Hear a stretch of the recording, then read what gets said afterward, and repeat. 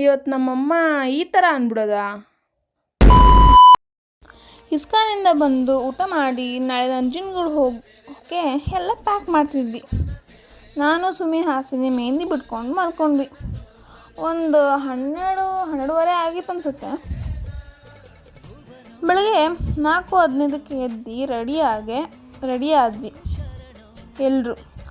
ಅಮ್ಮ ನಾಷ್ಟ ಮಾಡಿದ್ರು, ನಮ್ಮ ಫ್ಯಾಮಿಲಿ ಎಲ್ಲರಿಗೂ. ಸ್ಯಾಟ್ಲೈಟ್ ಹೋಗೋಷ್ಟರಲ್ಲಿ 6 ಗಂಟೆ ಆಗಿತ್ತು. ಅಲ್ಲಿಂದ ಅಂಡರ್ ಪಾಸ್ಗೆ ಕಡೆಗೆ ನಡ್ಕೊಂಡು ಹೋಗ್ತಾ ಇದ್ವಿ ಸ್ಯಾಟಲೈಟ್ ಬಸ್ ಸ್ಟಾಪ್ ಒಳಗಡೆ ಹೋಗೋಕ್ಕೆ. ಟಿಕೆಟ್ಗೆ ಕ್ಯೂ ನಿಂತು ಟಿಕೆಟ್ ತಗೊಂಡು ಬಸ್ ಹತ್ತಿದ್ದು 7 ಗಂಟೆ. ಮೈಸೂರು ತಲುಪೋ ಅಷ್ಟರಲ್ಲಿ 9:30 ಅನಿಸುತ್ತೆ. ಆದಮೇಲೆ ಅಲ್ಲಿಂದ ನಂಜನಗೂಡಿಗೆ ಟಿಕೆಟ್ ತೊಗೊಂಡು ಹೋದ್ವಿ. ಅಲ್ಲಿ ನಾಷ್ಟ ಮಾಡಬೇಕಾದ್ರೆ ನಮ್ಮಮ್ಮ ಎಲ್ಲ ಕುತ್ಕೊಂಡು ಊಟ ಮಾಡ್ತಾವ್ರೆ. ಊಟಕ್ಕೆ ತೆಗಿತಾರೆ. ಹಸಿದ ಇರುತ್ತಾ?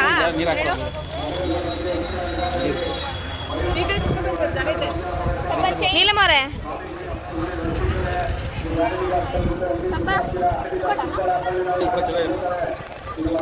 ಅಪ್ಪ ಹಾಯ್ ಮಾಡಿ.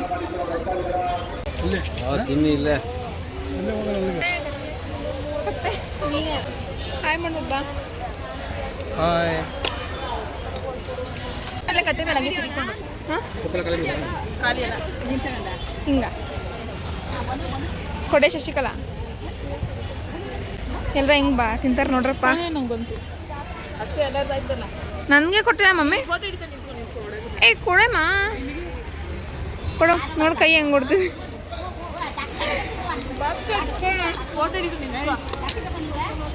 ನಾನು ಬ್ಲಾಗ್ ಮಾಡ್ತಿದ್ದೀನಿ ಅಲ್ಲಿ.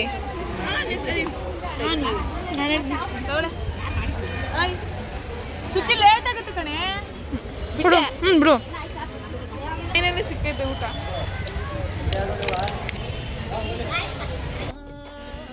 ನೀರಲ್ಲಂತೂ ಚೆನ್ನಾಗಿ ಆಟಾಡಿದ್ವಿ. ನಾವೆಲ್ಲರೂ ಸ್ನಾನ ಮಾಡ್ಕೊಂಡು ಅಲ್ಲಿ ರೆಡಿ ಆಗ್ಬಿಟ್ಟು ಬಂದು ನಿಂತಿದ್ರೆ ನಮ್ಮಪ್ಪ ಹಿಂಗೆ ಫೋಟೋ ತೆಗೆದ್ರು. ಬಿಸಿಲು ಜಾಸ್ತಿ ಇರೋದ್ರಿಂದ ಕಾಲಂತೂ ಸಿಕ್ಕಾಪಟ್ಟೆ ಸುಡ್ತಿತ್ತು. ಅಪ್ಪನ ಕೈಯಲ್ಲಿ ಹೂವು ತೆಗೆಸ್ಕೊಂಡು ಹೂವು ಮುಟ್ಕೊಂಡು ಹೋದ್ವಿ. ದೇವಸ್ಥಾನ ಹತ್ರ ಹೋಗಿ ಒಳಗಡೆ ಹೋಗಿ ಕ್ಯೂವಲ್ಲಿ ನಿಂತು ಒಂದೆರಡು ಕ್ಲಿಪ್ಪಿಂಗ್ಸ್ ತಗೊಂಡು ಎಲ್ಲ ದರ್ಶನ ಆದಮೇಲೆ ಕೂತಿದ್ವಿ. ಹಾಗೆ ನಮ್ಮ ಅಮ್ಮನ ಜೊತೆ ಒಂದು ಸೆಲ್ಫಿ. ಅವತ್ತು ಮದರ್ಸ್ ಡೇ ಆಗಿರೋದ್ರಿಂದ ನಮ್ಮಪ್ಪ ಹಾಯ್ ಅಮ್ಮ ಯೋಗಿತಾ ಆತ ಹಾಯನು ಹಾಯ್ ಸುಮಿತ್ರಾ ಹಾಯ್ ನೀಲಮ್ಮ ಅವರೇ ಹಾಯ್ ಮಾಡಿ ಡಾಲಿ ಅವ್ರಿಗೆ ನಾಚಿಕೆ ಗಂಡು ಹುಡುಕಿದ್ವಲ್ಲ ಅವ್ರದ್ದು ಇಂಟ್ರೊಡ್ಯೂಸ್ ಮಾಡ್ತಾ ಇದ್ದೀನಿ ನೋಡಿ. ಹಂಗೆ ಫ್ಯಾಮಿಲಿ ಜೊತೆ ಒಂದು ಫೋಟೋ ತಗೊಂಡು ನಮ್ಮ ಅಕ್ಕ ನೋಡಿ ಹೆಂಗಾಡ್ತಾಳೆ. ಹಾಗೆ ಊಟಕ್ಕೆ ಹೋದ್ವಿ.